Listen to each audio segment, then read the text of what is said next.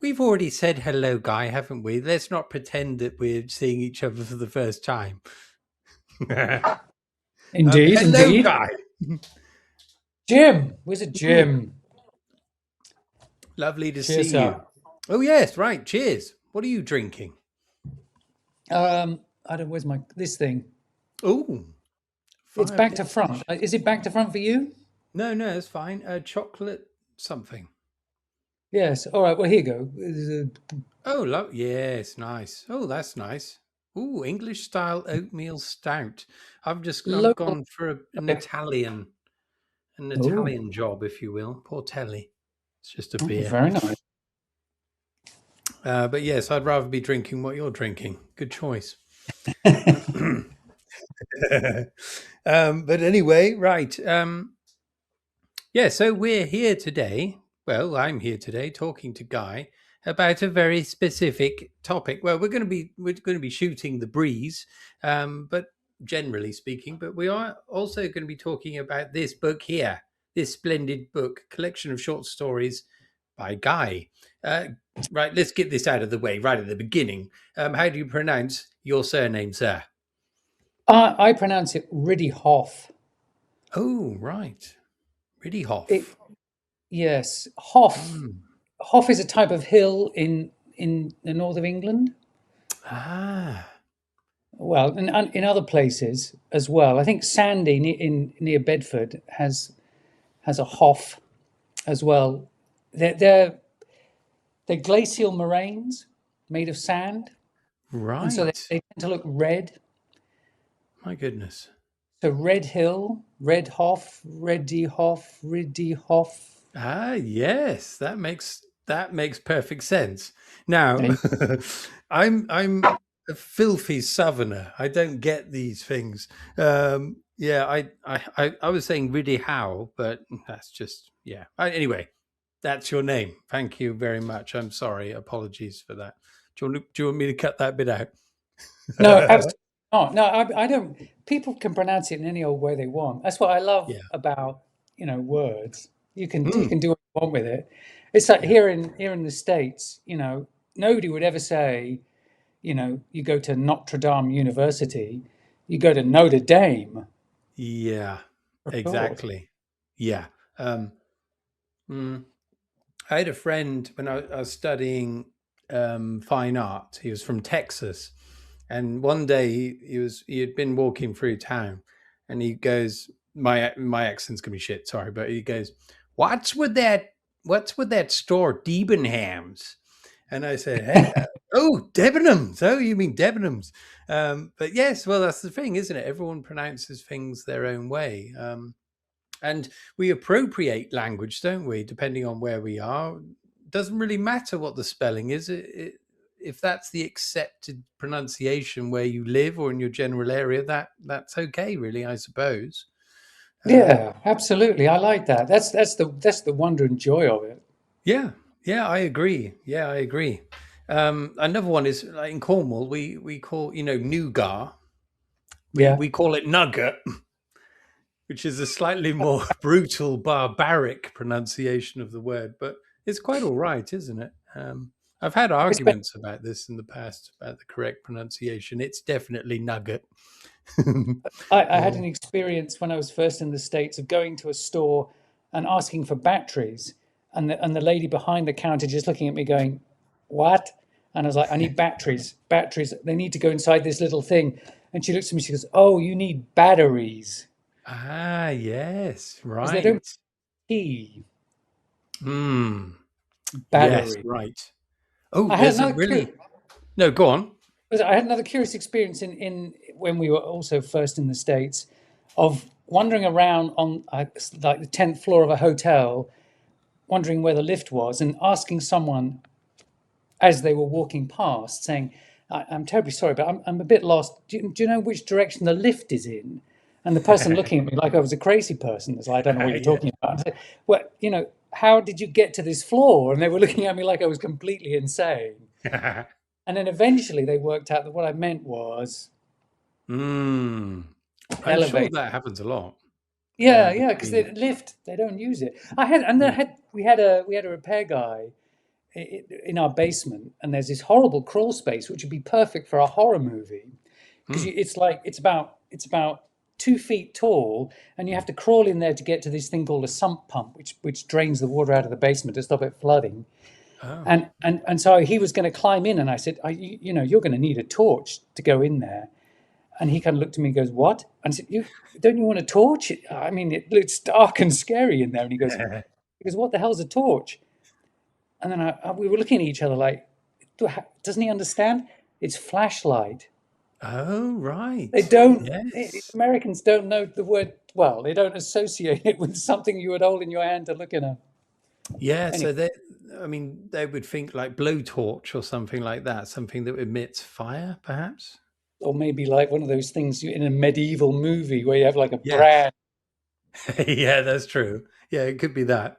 Yeah, it's interesting, isn't it? Because largely, I mean, 98% of the time we get each other, but there are those little bits. I'll just do one brief story as well. So I went over to America on holiday 20 years ago, New England around there, and we spent a lot of time in Vermont. And I was borrowing my girlfriend at the time, her uncle's car. So I had to fill it up with gas, of course.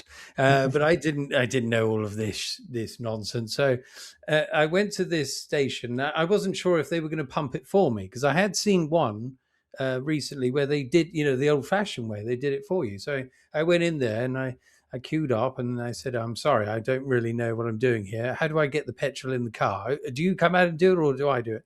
And then she goes, "Oh my God, say that again." And she made me say it again. And there was a queue of people and they were all really enjoying it. But I guess to them, I must have sounded like Mr. Burns, Montgomery Burns, asking for petroleum for the Yes, car. yes, It's quite wonderful. embarrassing. Okay. Hmm. But anyway, what the hell are we doing here? Right. So I what don't should we know. do? Yes, that book. Here it The is. I've got book. a copy of it Yes. too. Right. Let's cut to the Brilliant. chase. Oh, wrong one. Ah. Oh, Sorry. that's the next one. Yes, I saw that. This one, that one. Yes. Right. That's the same one I've got. Yeah. Okay. Um. So yeah. Do you want to preface this about what it's about or where it's where these stories have come from? Perhaps there's a number of stories here. Yeah, it was really the whole. Where do they come from? They come from the fact that I could just. I mean, I hate to admit this, but I couldn't get any of these stories published in the normal outlets, and I did try, Hmm. and I kind of got fed up with collecting rejection slips from all of the usual suspects like fantasy and science fiction, analog, Asimov's, and then I even went to all the second tier. I hated that's bad, terrible, pejorative, but all of the online like Clark's World, which I think Clark's World is pretty big now, science fiction magazine. And Okay. then I got rejected by those, and then I went to the tier below that, and the fanzines and various websites, and I wasn't successful there either. And I persuaded myself that I wasn't any good as a writer because nobody Hmm. else liked it. Hmm. And then self-publishing came along, and it took me a long time before I realized that I could do it too. And then this is the result of what I thought were my best stories. I thought, I'll collect them all together and I'll edit the crap out of them, and I'll put them in a book and I'll put it out there, and nobody will buy it. And for 2 years, nobody did. Mm. And Ah, now I've got a tiny, tiny, tiny, tiny bit of traction. And so I'm hoping excellent. this is the beginning of great things. Well, who knows, Guy? I mean, first of all, I absolutely loved the stories. I'll talk about the ones I really loved in a minute. I think that are the best of the lot, three of them. But before that, yeah, the idea of turning to self-publishing and is you've done the right thing, definitely. I didn't go personally. I didn't go. I never sought out publishers myself, just because I knew the odds were stacked against me, and I just thought, I can't be asked to go, what is it? What do you call it? Cloth in no cap in hand and Yeah. beg for. I wasn't interested, so I thought I'll go the self publishing route, and I thought this is going to work. This is going to be great, but it isn't. It doesn't work in that sense. You're hoping it will be discovered, but of course it's lost within the millions of other books there. But at least it's there, Guy, and I've read them all now, and hopefully lots of other people are going to as well. Of this, hopefully. But Well, that's an interesting point, and I keep asking myself why. I mean, and you probably ask yourself the same question about your painting and your writing: is why am I doing it? And the mhm. bottom line is, I'd like other people to appreciate it, but I don't need them to. It's very nice when they do, because then you think you're finding someone on the same wavelength, and you're communicating and you're trying to convey an idea, but it's not necessary. No, no, that's quite true. I think, I mean, I used to pretend that I wasn't interested in making money from it. Mm. I'm not doing this for the money. No, no. But I was really, because I thought if I can make a living doing this, then I'll be living a lovely life. And I think that's the dream. Perhaps you would have a similar, I don't know, maybe you tell me, but for me, it was like, if I could do this for a living, it would be better than doing my day job, even though I kind of like my day job. But yeah, a comfortable way of living creatively. What about you? I mean, would that appeal to you, or is that not?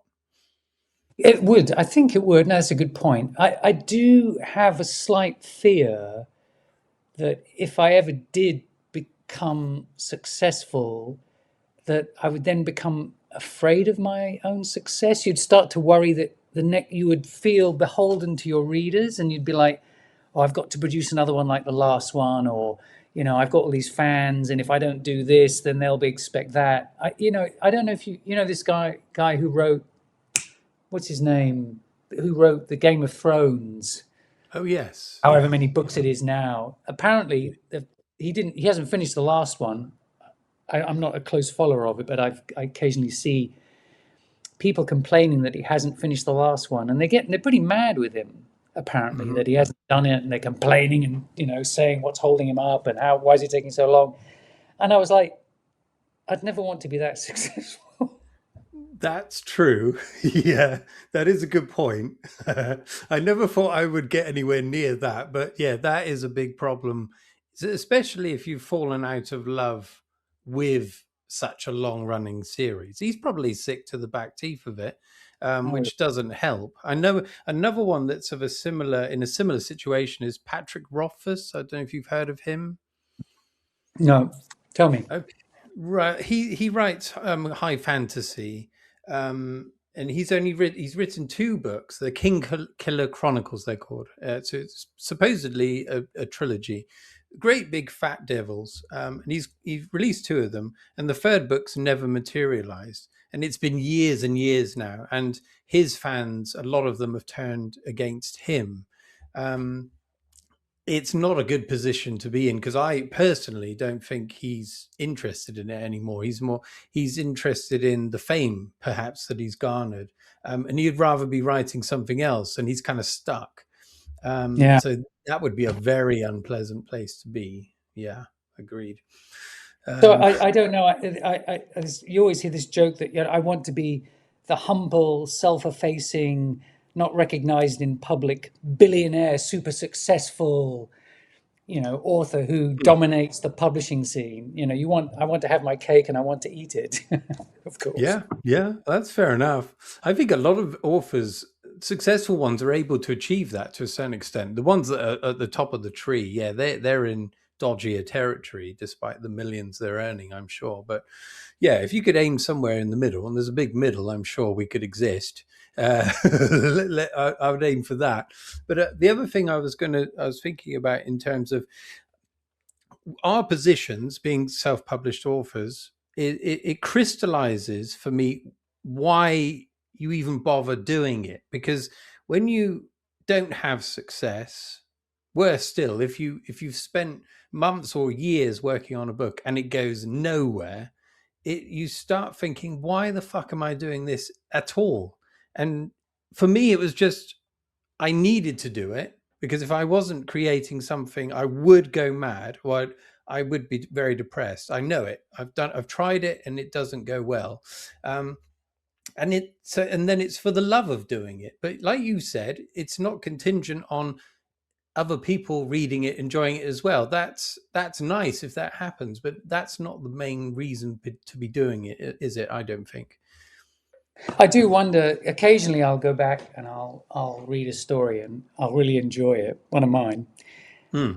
and I do have this slight fear that the person I'm writing them for is me, and that it's like completely. I could just exist inside my little bubble and not have anyone else at all involved, and I'd be perfectly happy. Which does concern me a little bit because I think that suggests that's moving into kind of psychological, pathological area. Well, I don't know though, because I mean, I love them, so I think that you're writing for a specific audience that loves that, well, science fiction generally, really. But I liked the we could talk about this maybe just before we talk about the stories, but I like the fact that this is science fiction from a scientist. Yeah. Oh yes, yes. Well, thank you. Yeah, well, it just gives it because I gravitate towards like harder science fiction anyway. I don't really understand it often, but it feels as though it's more believable because it's got a more rational backbone to it. It feels like it could work rather than it just being completely made up. So yeah, so what is your background? Yeah, in science. So I did my PhD at the LMB in Cambridge, which is the Laboratory of Molecular Biology, which is the place where Watson and Crick discovered the model for the structure of DNA. And so Yes. it's full of, it was when I was there, it was full of Nobel Prize winners. Hmm. And so it was an incredible place to be. I mean, not I'm not really, I wasn't in their league. That's why I ended up doing what I did and leaving science and becoming a science journalist. But it Hmm. was fantastic to be around these Nobel Prize winners because they're kind of awe-inspiring. They're really really super intelligent people. And and the other thing I'd say about scientists is that they're sometimes a bit self-centered and a bit kind of tedious and not great people to be around. But that's the exception rather than the rule. I would say scientists as a group are a really great bunch of people, Hmm. and so they were just wonderful to be with. And so that was that I really enjoyed. And then I went on and I did a postdoc in Oxford in the United Kingdom, and had a great time there. And then I met my future wife there, and I made a decision to stay with her rather than go to the United States, which is the next logical step. And so I had to find a job in the United Kingdom. I ended up working for Nature magazine, which is a kind of science journal as well as a science news magazine. And then the rest after that, I then worked for a series of other magazines as a science editor, but all the time working with scientists. Mm. Yeah, wow. Yeah, I occasionally read articles in Nature online. Yeah. Is that the one that's behind a paywall? Unfortunately, it is. There's a lot of debate about that because the Hmm. research that when I was there, and also when I was working at Science as well, that the research that is published is funded by the public for the most part. So the money comes from Hmm. the government or it comes from places like the Wellcome Trust, which is a charity and an organization. And then the fact that Nature and Science put this research behind a paywall doesn't really jibe with the fact that public money or charity Hmm. money was used to generate that information. Yeah. And so I think there is, but there is a debate about that, and I think those journals are moving more to putting as much of the research in front of the wall as they can, Hmm. but they haven't dared take the step and put it all in front of the wall.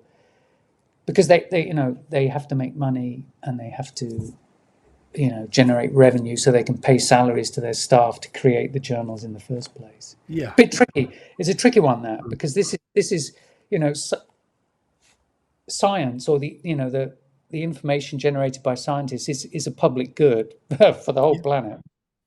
Oh, definitely. Yeah. I've started a number of articles and then been really disappointed when it fades out and I can't read it because I'm a tight bastard and I won't pay for it. I should, obviously.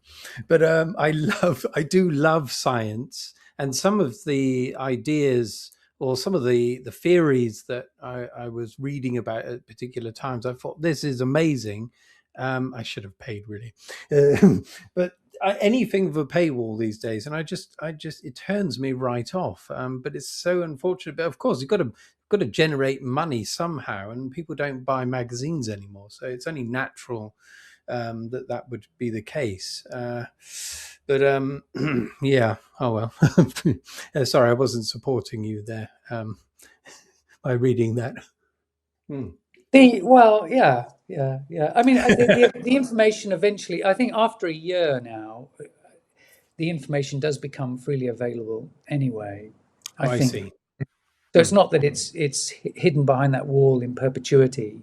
It's Hmm. just you can't get it while it's popular and in the news, but you can Yeah, then believe you can get it later on. So I see. Yeah, I mean, did you find just again just before we get to the stories? So the that environment being surrounded by those Nobel, uh, well, they had Nobel. What was that? Sorry, they were Nobel Prize winners. So they were, oh, the all, prize all, winners. Hmm, all of the various science Nobel prizes that you can win. They I had a whole see. collection of them. Were they intimidating fellows to be around, or were they quite nice? Yes, they were. They were Hmm. intimidating. Yeah. So one of the things that's famous at the LMB is that every at tea time, this is in England, of course, Hmm. and at lunchtime, everybody goes up to the canteen. Either for a scone and a cup of tea, or for soggy chips and whatever Hmm. it is, a dried out piece of liver, and the idea is you sit on any table that you want, and occasionally you'd end up with a Nobel Prize winner on your table, and that Right. was that was a bit scary because they you couldn't bullshit them. You could not No. bullshit them. No. I mean, yeah, that see, I suppose I've been in a similar environment, but with artists. But Right. there's some intimidation there, perhaps, and there's occasionally a lot of ego at play. But largely speaking, they're not necessarily more intelligent than you. However, scientists, that's another level, isn't it? I don't. I've been around people that are super intelligent and articulate, and it makes me feel like dying. So I can imagine what that's like. Um, but yes, I suppose people are just people, aren't they? I mean, Yeah, you either yeah, they are. succumb to ego or you don't. At the end of the day, I suppose. So, just as a quick question before we get to the stories, Jim. So, where did Hmm. you do your art training? Oh, so I did my degree down in Plymouth. So I did it as a mature student. It was quite called mature student. I was 26, but I had more or less given up the idea of going to university.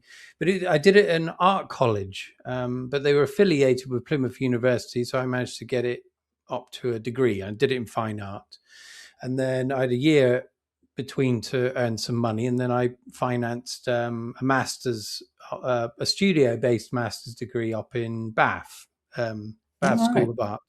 Yeah. Um, and then I was going to go down the route of doing a PhD as well, a studio-based one. So it's the most laughable PhD you can possibly do, I imagine.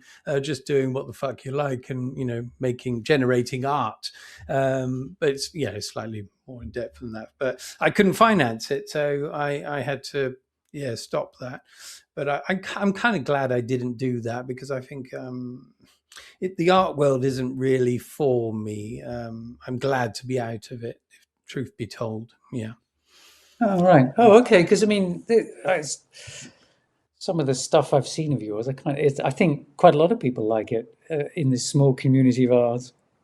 Yeah. Well, funnily enough, the art that I did at university it wasn't painting or drawing anything like that. I was more interested in performance art, and video art. Mhm. So yeah, so YouTube was interesting to me initially, just from working with video, but I quickly I realized really that amongst the friends I had, I worked for Royal Mail at the time.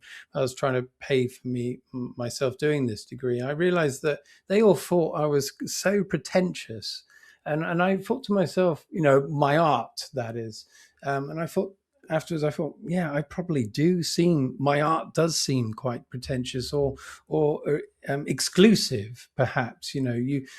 I was trying to make it wide. I was trying to make lots of people think about what I was doing, but at the same time, it puts most people off, most normal people, working people off art, and that was always my thing. I wanted normal people to appreciate art and to understand or come into contact with ideas that they wouldn't normally do in normal everyday life. But it's quite a hard thing to do, I found. Um, but yeah, anyway, that was me, and I gave up, and I thought, oh fuck it, I'm just gonna. I actually turned to writing because it was a way of being creative without spending any money. I didn't have to buy any equipment, didn't even need canvases or paint or anything. I just, yeah, you can just write. And you just got to learn how to write properly. That's the only problem I found. But yeah, it's the most economical form of creation in a way, isn't it? It's just words on a page. I love the simplicity of it and the great vistas that could be opened up by Yeah, those things. Yeah, yeah, it was yeah, quite amazing. yeah. But anyway, I'm sorry, Guy. Look at this. We're not even talking about your book here. Well, Now, let's talk about it. Let's talk about it. Let's get that out of the way so we can move on to better things. no, well, I love just chatting, and I think you're the same, Guy. But we are here for a very special, particular reason. So So, I'm going to start by, well, I'm going to introduce but this is my favorite story of the whole lot. And it is, I suppose you would call this a novella. It is a sizable chunk of the book. I'm just going to hold this up here. You can't fucking see there, but it's this chunk here. yes, And it's the titular title. It's The Glassweaver's Tale. yeah, I absolutely loved it. yeah. All right. Well, I'm glad you did. I worked hard Well, on that one. I'm sure you did. I mean, the world building in this is extraordinary. The complexity of it. Um, I mean, I'm not going to spoil very much. I mean, hopefully, maybe you can talk a little bit more about it yourself, being careful what you divulge. But Okay. there's one thing I want to say, and it probably would give something away. But yeah, so I won't Give it say it. away. But Give it away. Give it away. Go on. yeah, okay. Okay, so it's not giving anything away really, but generational ships, yeah, the Mhm. propagation of the human race, that's giving something away, perhaps. I can always cut this out, Guy. No, no, no. You confuse them because they'll start the story and they'll go, "What the fuck was he talking about?" Yes, that's true. I mean, it is kind of a spoiler. I don't know what to No, suggest, no, but no. It's not a spoiler. Go okay, on. let's carry. Do Yeah, it. okay, Do okay. it. So even if you know that about the story, it's like nothing you've ever read before. Because I've read lots of stories that introduce this concept of saving the human race in some way. This is unbelievable. So complex and convoluted, and at times very surreal. Um, and yes, I suppose I have spoiled it in some ways. I'll put a thing at the beginning, spoiler, so people can go away at this point. You're back now. You've missed the spoiler. But yes, once I understood what the story was about, it went even higher up in my estimation because it brought it back to humanity. Because what we encounter at the beginning is nothing to do with humans that I could work out. So, what was the genesis of this story? How the hell did you begin writing this? So I don't know if you've. So I am fascinated with different social systems. And, the only social systems we have examples of are on planet Earth, of course. And so you look at those and you think to yourself, how could you imagine those social systems working for human society? And so the obvious one is, the social insects. And I Mm. think mole rats have a social structure as well, highly social structure. Hmm. And there's one story I know that has tackled this, and that was Hellstrom's Hive by Frank Herbert, who wrote Okay. Dune. And I Hmm. read that, and it's disappointing. It is a disappointing book because he doesn't really ever get to grips with the idea of humans as a tightly regulated social structure like a beehive, where you have people assigned to very specific tasks and they don't do anything else. They do task X and they don't do task Y. And that was the idea for the story. And I'd always been thinking about how could you take a beehive and force humans into that organization. Hmm. And then, so once you've said, okay, right, I'll give it a shot, then the question is, why would you want to do it, and Hmm. how would it work? And Hmm. that's how the whole idea about what the purpose of this highly social structure became, or what the rationale for it was. That I was thinking that's why you would need it, Hmm. because if you think about the thing that you mentioned in the spoiler, which we can't mention about, is that realistically, over vast lengths of time, how could that actually really work? Because if you Hmm. you know you see all these dystopian versions of those things, and I love those Yes. stories. I mean, I think I've got one of my favorite ones here somewhere. Where is it? Ah, damn! I had all these books lined up so I could show you them, but anyway, it's the it there's a there are.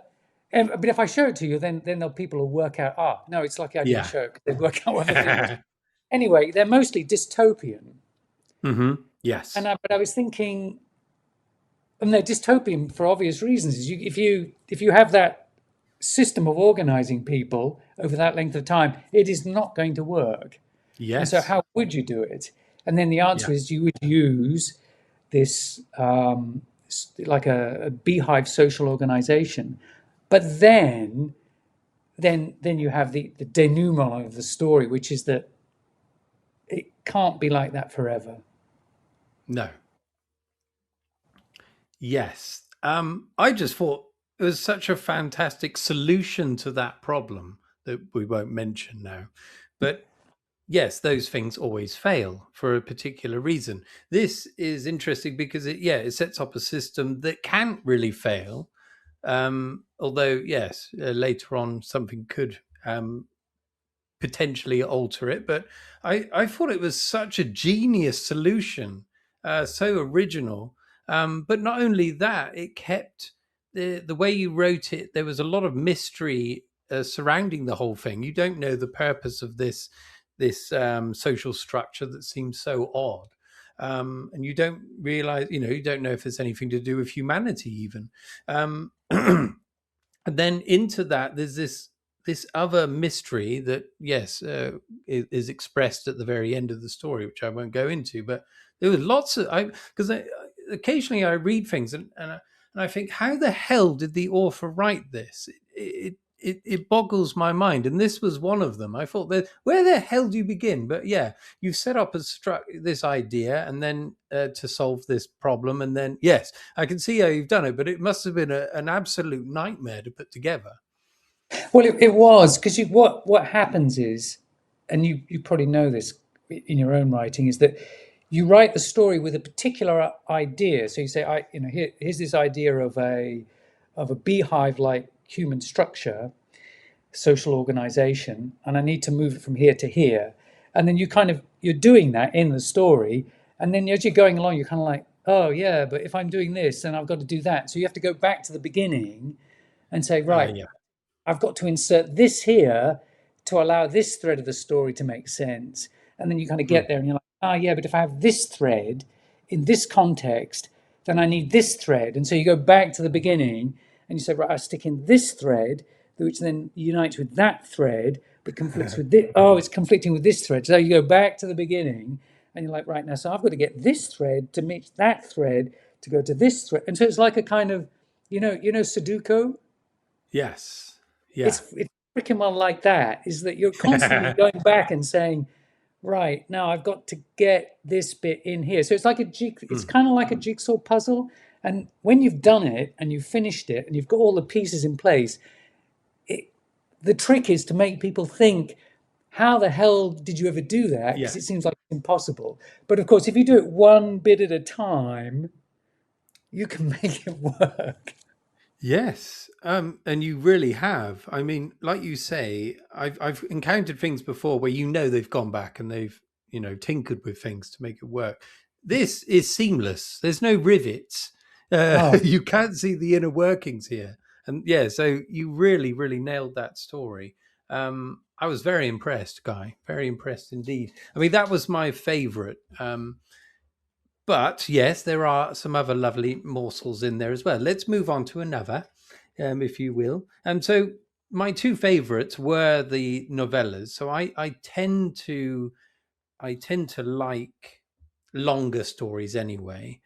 The short form is great, but I like getting a little bit more depth in a way. I like being immersed in the story a bit more. Um, and these novellas are perfect length for that, I think. But yes, it's Cafe Arabica. yes, That's the yes, other one. yes, So here we encounter. I was thinking this is perhaps some what we were talking about earlier. Being surrounded by these Nobel Prize winners. There is the university setting, although it's centered around particle accelerator. Is that right? Yeah, yes. particle physics. But it's talking about the inner workings of the fine funding and things like that. And I thought, this guy's been around this. He knows all about this.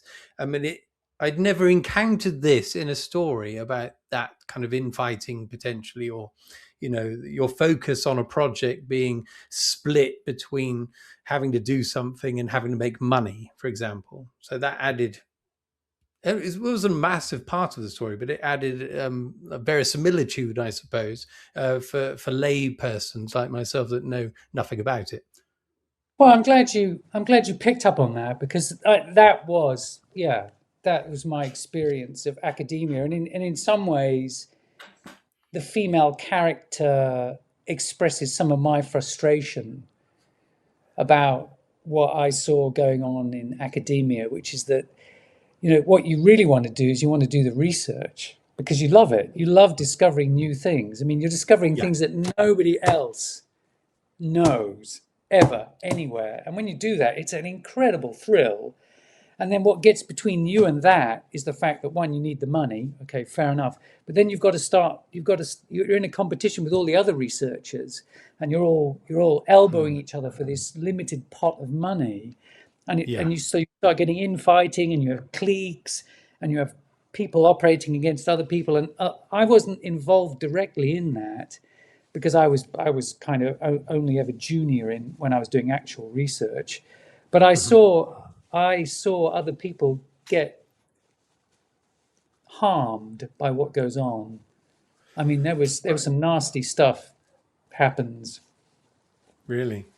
Yeah, because I mean, no, it's not. I don't want to give the impression that that's what goes on all the time, Mm. but it does happen. It's human nature, and you see Oh, it. for It sure. happens. Yeah, and so the story, that piece of background which you picked up on, yeah, is kind of reflects my dissatisfaction and experience of what happens in academia. Yes, I imagined. Yeah, because there's a bit at the end of the book talking about your past career, and I thought to myself, yeah, looking back, that's possibly you that you're talking about. Coming out of that environment, despite loving, you know, what it was, loving the science, but not the rest of the rest of it. Of course, that's not what the story's about, but it gave a wonderful yeah sense of reality. I believed this setting. And now let's get to this bit out of the way. Is there a particle accelerator beneath Oxford? No. Was it Oxford? Well, I did Oxford. Yeah, it's I did the golden. It's known as the Golden Triangle. So it's London, Cambridge, Oxford. Ah, right, right. I see. Right. Yeah. Sorry, Oxford stuck in my mind, but yeah, well, it would be lovely if it was there. But anyway, that being there causes something to happen potentially. Is it? Is this a spoiler, guy? I'm not going to talk about it. But anyway, this tiptoed. This came close to me, like surrealism, perhaps, or the idea of multiple worlds. There's a bit of that in it, but I loved the you don't realize where you don't understand whether something's going wrong, whether someone's losing their mind, or yeah, somewhere in between those two things. And I loved the you're experiencing the uncertainty of one of the characters firsthand. You don't know what's going on either, but yeah, you're put in the middle of that uncertainty, and I loved that. I love not knowing where I was in time or place or mind even. It was such a wonderful combination of things and a mystery that ran through it that I really couldn't work out what the hell was going on until towards the end. So yeah, I loved that one as well, Guy. the That was in some way that was a kind of tribute to Christopher Priest, who I know Oh you yeah. know well because you've reviewed a number of his. I know you've reviewed at least one of his books, Mm, and the book of his that this is really a kind of, it's not a riff on but a tribute to, is The Affirmation by him, which is about, which I would thoroughly recommend if you haven't read it, to anybody who hasn't read it, because it deals with that, the issue of what's real and what isn't, when you have a protagonist who is struggling with what you might think are mental health issues, which mm, is kind of a little bit what might be happening in Cafe Arabica, or maybe not. You don't know. mm, So that was, I almost wanted to kind of dedicate it to him. Unfortunately, he's now dead. He died, I think, mm. year before last. And Yeah. he was a favorite author of mine and a kind of inspiration. And so that was a riff off him and a tribute to him, I suppose. Yes, well, I didn't initially think of him, but now you mention it, yes. So, one of the another one of his that I like is The Quiet Woman. I don't think Oh, I've read yeah. The Affirmation, but yeah, so that had a setting in Wiltshire, and there was the blending of really quite odd, disparate things, like a power station melting down, and potentially some kind of weird alien encounter, but all set within the Wiltshire countryside. But yeah, similar thing because you're describing a known place. I mean, I've only been to Oxford once, but I could picture it. I think most British people, especially, can picture Oxford, or parts of it, perhaps. And so there's that. There's the solidity of that, and then there's the slight surreal jolt of there being a particle accelerator beneath the dear soils of Britain. I thought, well, what? So that was kind of like the power station of The Quiet Woman in a way, but also then, yeah, the uncertainty of what's real, and I love like Philip K. Dick for that reason. Hmm. I love the surreal edge. You know, you're very confident of a path through a story, and then suddenly you're jolted to the side, and it's not only completely different, but it makes you think differently about the bit you've already read. And so that was going on. Yeah, there's multiple levels to this story. Um, but yeah, wonderful imagery as well. So I'll just describe. Well, I'll talk about one bit at the very beginning of this that doesn't. It's not a spoiler or anything. But this woman wakes. She can't sleep at night. She goes downstairs and she sees a child out side. It's pitch, it's the middle of the night, it's the early hours of the morning, and that visualizing her stood on this big lawn with trees in the background, I thought that was such a wonderful image visually. And then the child just running off. And I was thinking, wow, is that, is this a dream or a premonition, or, it's not her child. It's obvious it's not her child. But yeah, I loved that beginning. And you got me in at that point, really. Yeah, fantastic guy. Very, very good indeed. I'm glad you like that image because that one kind of scared the shit out of me. Was that Mm, at the beginning I was like, if you saw that, what would you do? And it's like mm, it's really frightening because children, this little child, a little girl, she's out there. It's dark. It's ridiculous time in the morning, mm. and it's your fear for her and your concern for her, and yet Yeah, your uncertainty about what's going on because everything's wrong in the situation. yeah, And yeah. so it's kind of, and so I have been thinking about horror. I've been thinking about horror stories and writing them because they have that same kind of dissonance where Mm, especially when children appear in horror stories. I mean, the one that always used to get me was The Omen. I hated the freaking Omen.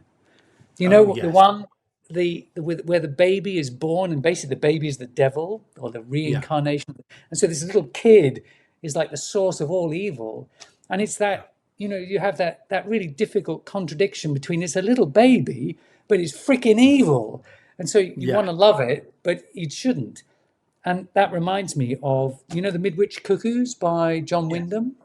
Mhm. That for me is a brilliant use of children in a kind of science fiction. I would say that's science fiction horror, because of course the women love their babies, and the Yeah. babies are the freaking aliens. Yeah. But I mean, That's obviously, such my a favorite. fantastic story. Yeah, yeah, I yeah, that love the one. Midwich Cuckoos. But so that's an interesting piece of biology. He uses the kind of cuckoo parasitism, where the cuckoo lays her eggs in other birds' nests, and then Yeah. the cuckoo kicks out the other chicks and Yeah. has the wrong species bring up a cuckoo. Yeah.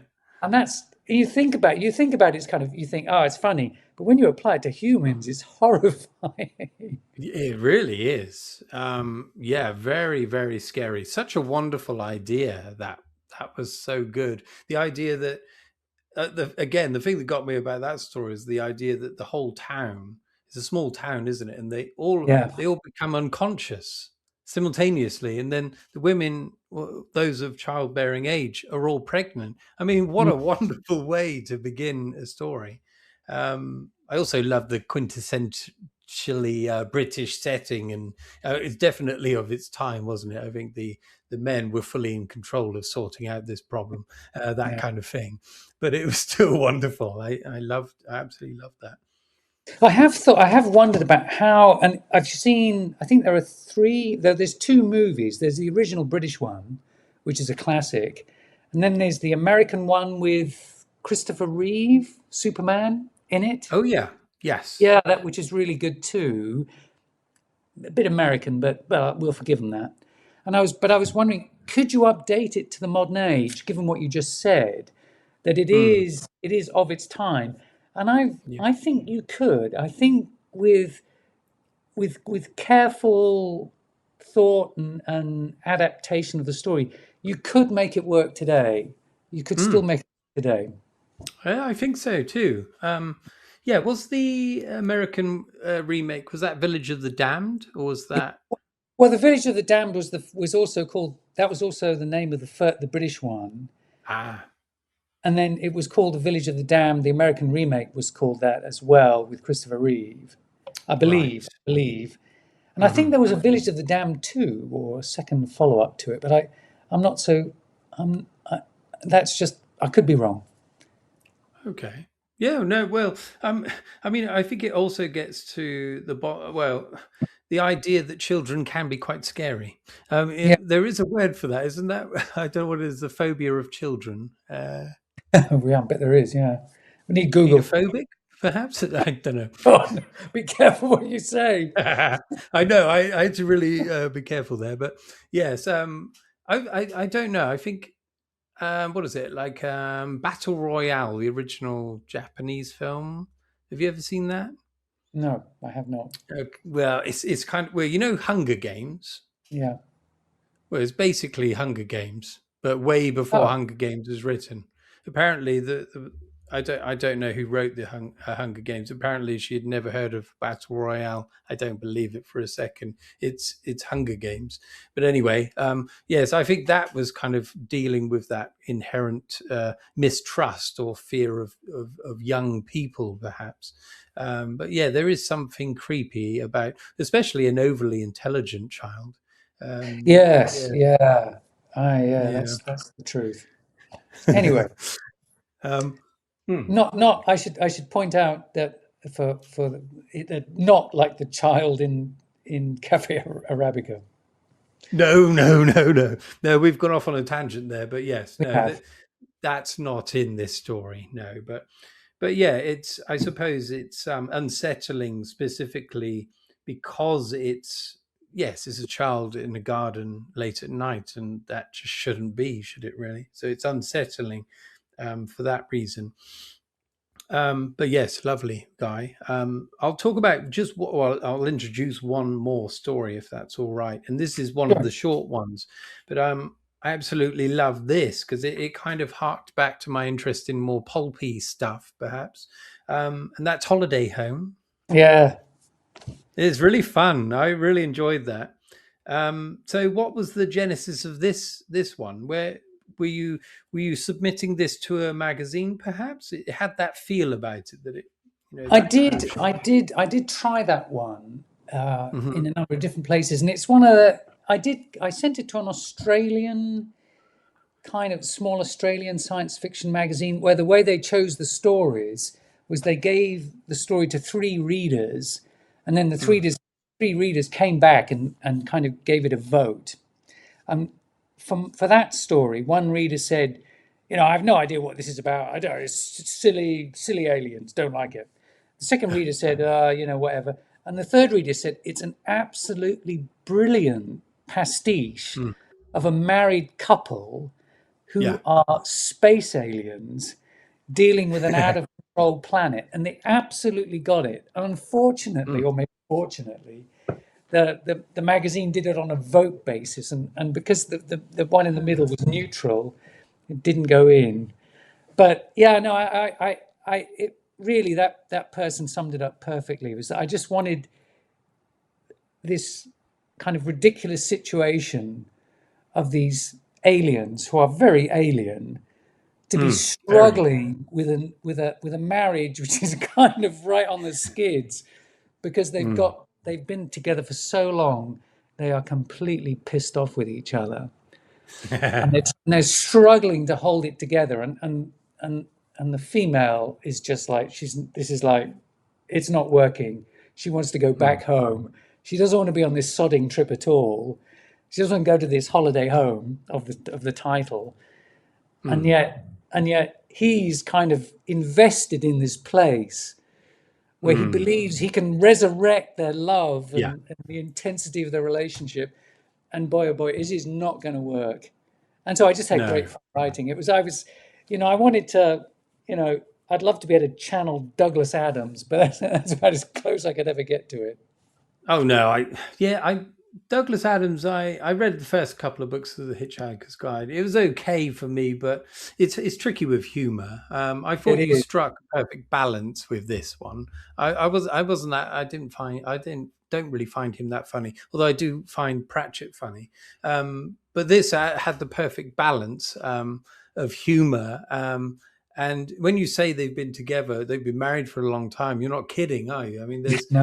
there's a really interesting time dilation going on here, which I didn't get to begin with, and then I thought, my God, yeah, especially when something is introduced towards the end and the speed things are moving, you're thinking, shit, yeah, they're experiencing time very differently. That was very very interesting, very inventive. Yeah, especially what happens towards the end. Uh, yes, yes, I love that.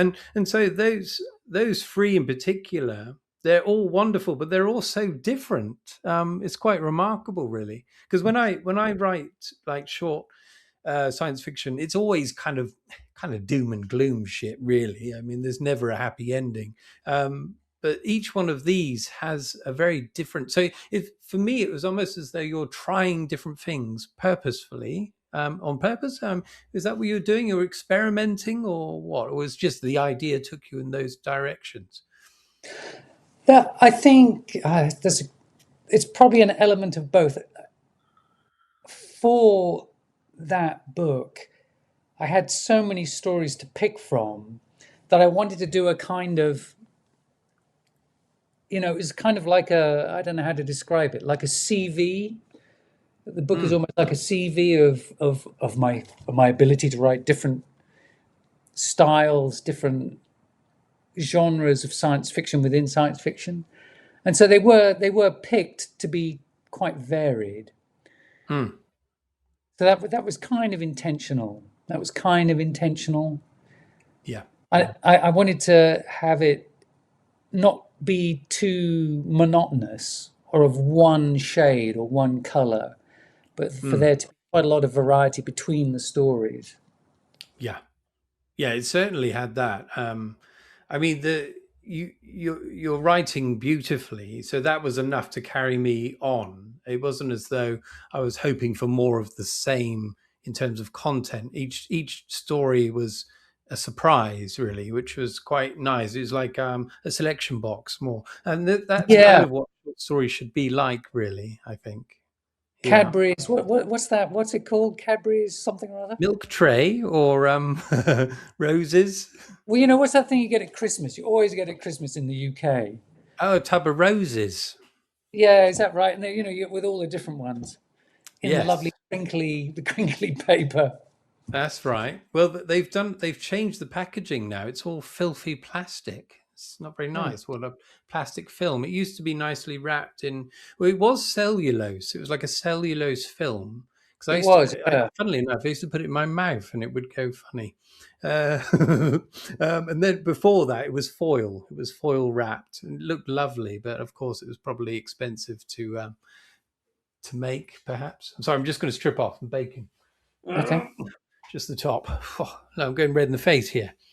Uh, um, yes, I won't talk about this specifically, but yes, one other story which is very different as well. If we're talking about the differences between them, the boy who built a rocket ship. That was again a very different idea or a completely different take on a short story or science fiction short. Yes, was this a book on its own in its own right? Because I'm sure I've seen a cover. Yes. So I should explain Mm, for people who are interested is that I have three books here. You mm. only need to buy the Glassweaver's Tale and the Four Ages of Death. This contains one story from this one and one story from this one, and it's because this is kind of YA targeted. Oh, okay. So if you own these, you don't need to own this one, unless you Right. want to, buy this one for your precocious young boy or girl. Um, The one who you're scared of. yeah, right, exactly. Or you want to frighten them, or either way. Mm, So yeah, so that's what that is. So mm. that's what you're seeing. That's what you're remembering. Oh, I And see. I kind of I do feel I'm a bit ambivalent about having done that because this is like a greatest hits album. You've already got them, and so why are you Mm, buying them on a greatest hits? And the answer is because you can imagine you don't want little Johnny, aged 12, reading the Glassweaver's Tale mm. necessarily. Although I don't No. think it'd be a bad thing. I know that when I was 12, I was reading all kinds of inappropriate stuff. And it's Mm, probably, I think it's very good that kids have access to, you know, adult literature because it's a way of learning and growing into the world. But yeah, definitely. that's so this. But this is specifically aimed at the young reader. I see. Right. So yeah, I didn't have I it yes, I suppose I didn't think of it as YA, although it didn't. It had a kind of clearer vision. I suppose it was more simplified. It reminded me, funnily enough, of the Iron Giant. Uh, Yeah, the animation, I suppose, just yeah. the industriousness of children and what they might get up to when they're left to their own devices, kind of thing. But yeah, and also the setting. I thought, my goodness, what is it called? A Little Sister, or was it Big Sister? Big Sister? I can't remember. Little Sister was the place where the older Yeah. brother wanted to go to. I see, yes. And when it was first introduced, I was thinking, my God, what the hell is that? This is quite an interesting. I thought, are they in like the bottom of a chasm or something? Or is it a moon? But it's not described like a moon. And then I realized what it was. Yeah, and it was an interesting idea between, again, this is kind of, I suppose it's, again, I don't want to give too many spoilers away here, but perhaps initially a utopian ideal that's it's kind of gone tits up a bit, and we're in the middle of that, perhaps. Yeah, we are very much. Right. But Okay. one thing that this I'm sure you've come across Eternal Reading, Austin Yes. Yes. from Northern Ireland. Austin. Yes. He it was interesting when he first read it. He was like, "Oh, it's like two planets that are really close to each other." Ah. And he's like, Right. "Oh yeah, they're really close." And he was like, he's like, and I was thinking, I was like, yeah, because it's funnily enough, that's how I initially wrote the story of two planets really like this Really. close, where you could almost hop from one to the other. And I was Hmm. like, well, that physics doesn't allow that to happen. It just, No. in fact, I always keep wondering to myself, what would happen as you bring two planets closer and closer? And of course, they would accelerate through Mm. gravity, and then they would hit each other, and they would just destroy each other and Yeah. tear each other to shreds. And so you can't have two planets this close to each other. And so the question is, how do you get Mm. two different places that close? And that's the solution.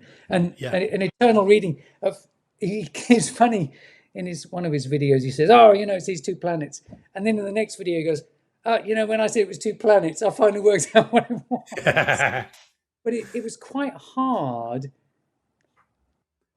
to kind of explain it without telling you what it was, Yeah. because they don't know where they are.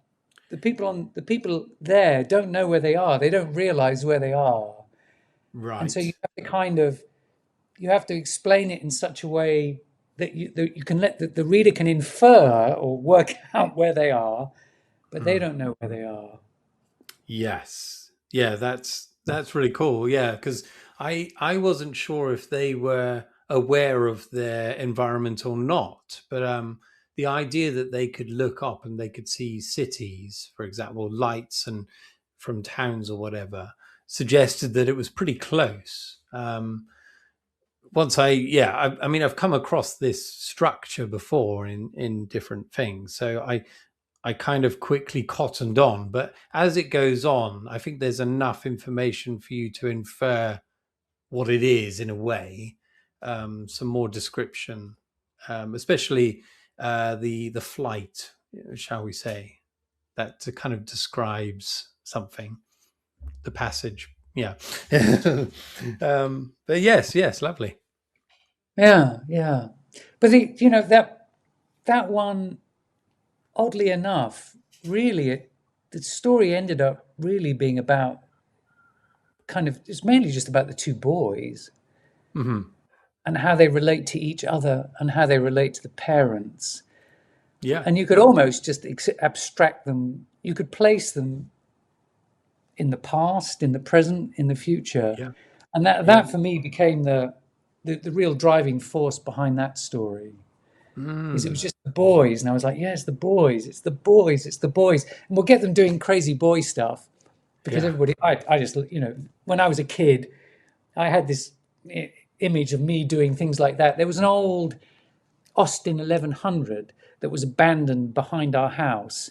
And I Ah. took Dad's toolkit out there, and I took the bonnet up, and I said, I'm going to dismantle the engine. And so I spent like 3 or 4 days taking the engine apart and bringing in bits of it into the house. And Dad was like, "What?" No way. And it's like, it was like the little springs on the on the piston things that go into the pistons. I got the cylinder head off, and it was like, so it was kind of, I was riffing off that idea of, Mm. boys just, you just love mechanical stuff, and you love taking it apart or looking at cars, or you know Yes. Oh, definitely. I, did you I have feel the that same. did you have that, Jim, when you were that age?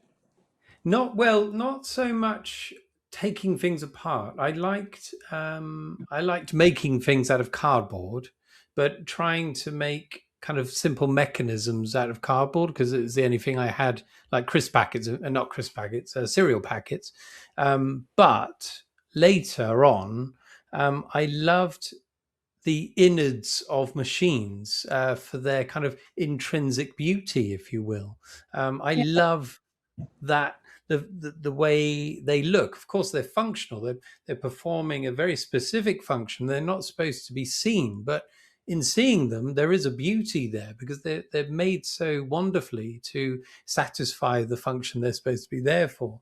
That I still love them now. I don't have any to hand, and I don't have any engines at hand, but I used to draw like with charcoal, and I love the idea of a very imperfect medium like charcoal piece of twig, and trying to draw something of very high precision. And I love that mixture of those two things.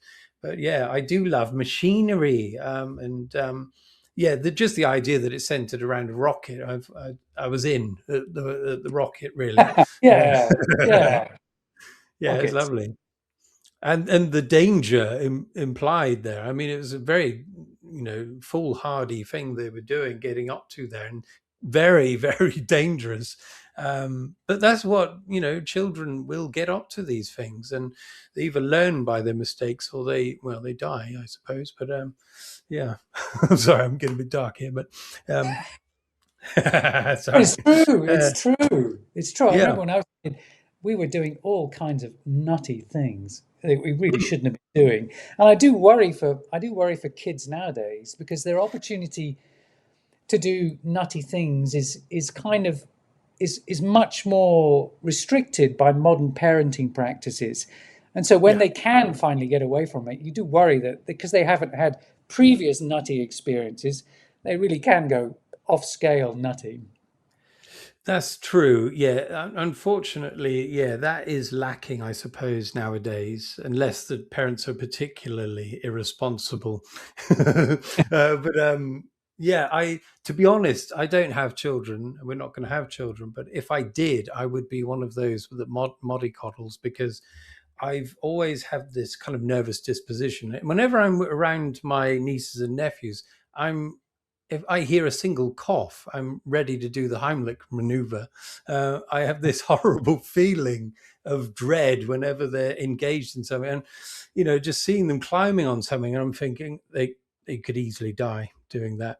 But my brothers or sisters are like, they don't worry about that, and they don't need to, because it would be a very freak accident that would cause real damage. But if you stopped that form of adventure and exploration, experimentation with danger, we would all be like me, very meek and careful, and yeah, not taking chances perhaps. And I think we need that in the world to a certain extent. um, yeah, I suppose we could say. So you said you've got another short story collection there. Is there anything else? Yeah, if you show that again, because I know you mentioned it at the back of this one. Yes, the Four Ages of Death. Yes. How many stories are in that one? There's three novellas and Hmm. one short story. Right. Yeah, I thought, because you at the back you mentioned four things. I wasn't sure if, yeah. So novellas. Yeah. Yes. Fantastic. Yeah. I would love to read more of the longer, yeah, the novellas especially. Are you working on anything now? Are you working on anything new at the moment, or how? What are you doing? I'm trying to. I want to publish a novel, Mm-hmm.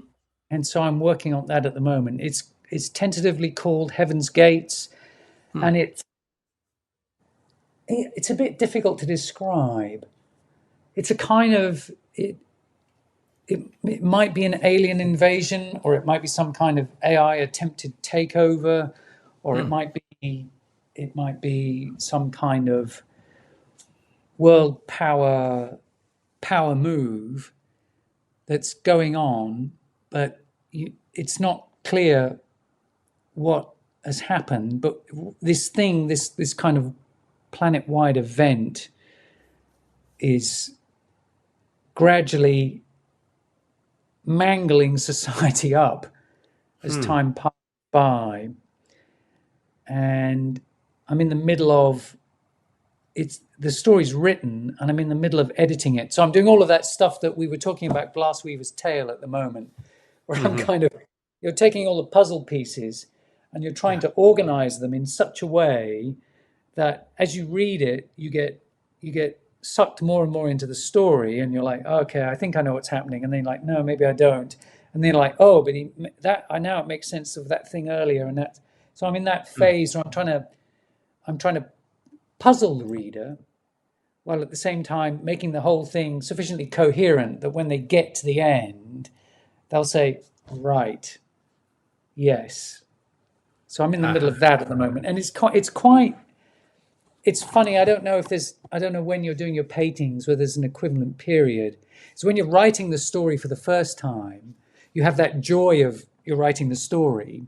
Yeah. And then when you have to go back and edit it, you're like, yeah, well, I know the story already and Mm. I know where I want to get to. Now I'm just got to fiddle with all the bits and pieces. And so it's not, it takes me more effort in the morning to get up and kind of go, right, I'm going to do it because I don't Yeah. enjoy the editing so much. I see. I was going to ask whether you enjoyed that part of it, and the answer is no. No, no, No. I've been writing short stories like they're going out of fashion. Hmm. The problem is when I go back and have to edit them, I'm like, oh God, do I really have to do this? Yeah, I know what you mean. Yes, I definitely know what you mean because you've kind of it's done really, isn't it? So Mm, all you're doing really is preparing it in such a way that someone else will enjoy it on the same level that you have inside your head. So exactly. that's kind of yeah. I know what you mean. I've encountered that before, and the trouble is with me sometimes when even just thinking through an idea sometimes that's enough for me and then I lose interest because it's done, you know. That's the problem. That's why I tend to write. If I am going to write, I write almost flow of consciousness, almost, you know. I'm just seeing where it goes, and I love that. Of course you've got to go back and finesse it, but I kind of like doing, I like um, going back over and having my mind jogged to either alter something or improve it in some way.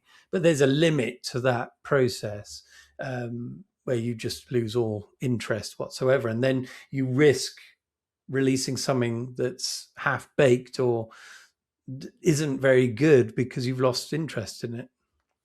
I do find that there's a kind of sweet spot when you're doing the repair work on a story is that you're kind of you do the stuff that's you do the stuff that's necessary because the story isn't kind of making sense. You know, like you say in Mm, your you know what it is in your head, but it doesn't match what's on the paper, and then you iron that all out, and then you're like, yeah, but I can improve it here and here, and then you move into that danger zone on the other side where mm, you're starting to tweak things that don't need tweaking, and you're going hmm. back saying, yeah, I can, and then it's like, no, no, no.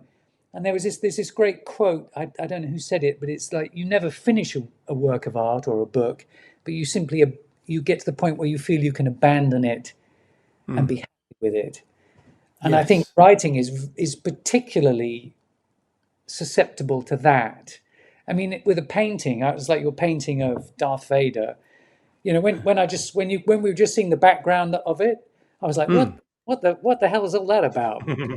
and then when you brought it round and you showed us it with Darth Vader and the way that you'd given the background depth, the whole thing, I was looking at it, it's like, yeah, perfect sense.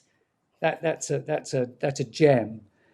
And so that was really clear to me, or at least it seemed this way, that you must have known you'd got to the point where Yeah. the picture was finished. That's right, because I mean, I work in such a way. So basically, Brian, my sister's fiance, he said, "Right, I want Darth Vader, but in the background, just do your thing, do whatever you like." And I loved that because and then I just go off and just do. It's basically a doodle, really. And so I laid down that green just because I love the way it was flashing around with the red. That was all. And then after that, I had to keep layering it because it wasn't enough. But you reach the point. I reached the point where I was like, yeah, that's enough now, and I'm done. I'm just done with it. I reached the point where I can't wait for it to fuck off. I've had enough of it. And it's the same with my writing. I very, very rarely read I read one of my stories again because it's done. I wouldn't really enjoy, because you know the story, really, don't you? But it's nice to refamiliarize yourself with your ability at that particular time, perhaps. And occasionally, I read and kind of cringe a bit because we're always improving, aren't we? Just the more you write, the more you work, the better it's going to get. The more efficient it might be, or the better you are at describing whatever. Um, but that's a good way of measuring not only your improvement, but yeah, giving you hope, or realizing that you're not stagnating, that you are getting better. Like anything, the more you do it, the better you get, really, typically speaking. Yeah. Yeah, I think you shouldn't be. I agree with you that you shouldn't be afraid about not past mistakes, but early efforts, Hmm. which is something that I'm terrible about. Is that I constantly want to go back and reinvent my history to be the perfect me, and I have to kind Right. of sometimes just slap myself on the wrist and say, no, it doesn't matter that Yeah. you were shit in that video. Just leave it. Just don't worry about it. Oh, definitely. Yeah, definitely. I agree. Yeah, leave a trail of destruction behind you. That's my method typically. That goes without saying that I don't look at stuff I made 5 or 6 years ago on here, um, just because it's too awful. But yeah, occasionally it's nice to dip back and see where you are, because again, you will improve in what you're doing, or come across more natural or whatever. Um, yeah, so we spoke a little bit off camera, but yeah, so you Guy does have his own channel. So what do you use your channel for specifically, and what are you doing with it? I think it's. I just wanted to kind of join BookTube, become part of BookTube, and find a little community that I could resonate with. And I think I've found it Hmm. through you and Pulp Mortem and Sephiros Hmm. and people like Liminal Spaces Hmm. and Eternal Reading. There's just a little group of people who I seem to have, bumped into, who seem to be on a, well, I was going to say seem to be on a similar wavelength. I want to be on the similar wavelength as you guys. Hmm. I really like what you guys are doing. And so, yeah, I think so. My channel is a way of maybe adding my two penneth worth of what I think about the world and books Yeah. and stuff like that. Yeah, that's great. Yeah.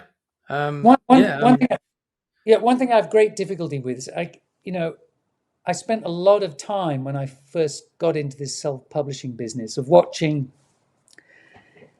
mostly 20-something young women giving me Hmm. advice about how to be a self-published author. Hmm. And I'm not female and I'm not a 20-something. And so a lot of that I realized is just I'm in the wrong demographic, and I can't do what they do, because they were all talking about how to write, talking about their writing method, talking about their day as a writer and Mhm. what they were doing, and they were really working hard to sell their writing. These are Mm. authors I'm talking about mostly, Yeah. and they had lots of followers, and it seemed to be working for them. Mm. But that I don't think it. I can't do that. No, I've done the same as you. I've dabbled in those areas, and the only thing it was doing was depressing me, Yeah. because I mean, some of them are good. I think some of the ones I used to follow are good. They know what they're talking about. Others maybe not so, but but still garnering very big audiences, and that's what I found depressing because I thought, my God, I'm trying. I'm at least as good as they are about whatever this is, whatever they were talking about. But it wasn't translating into any kind of success, whether in terms of the channel or people buying my book. So I very quickly abandoned that kind of looking over at what someone else is doing, because at the end of the day, I don't care anymore. It's kind of, I think you reach a point where you kind of you hit not rock bottom, but you see you see clearly for the first time, and you don't care anymore about pretending to be this way or pretending to be that way, talking about something that you know every people might be interested in and all that shit. And you just do what you want to do, what you love doing, and the way you do it, way you love doing it. And that was a big, for me, that was a big turning point, because then I started enjoying it, and then people started coming in, and not vast numbers, but people like you, Guy, and Jake and Chris at Liminal Spaces, Tim, loads of others, Sephiros, of course, Sephiros, and we all had similar interests, but we weren't interested in bullshit. It was just, yeah, just trying to be real about stuff, really. And we're all of a similar age, mostly, as well. That helps. Um, us older gentlemen need to stick together. Anyway, yes, Guy, thank you very much for popping on today, for this evening for me, afternoon for you, and sharing a beer. Um, and I do hope that some people that watch this will want to dip into some of your work. So I highly recommend these ones here, but yes, do try the others as well and let me know what they're like. But yes, thanks very much, Guy. Thanks, Jim. Lovely to chat. Catch you soon. Yeah, thank you. You're welcome. Cheerio. Bye.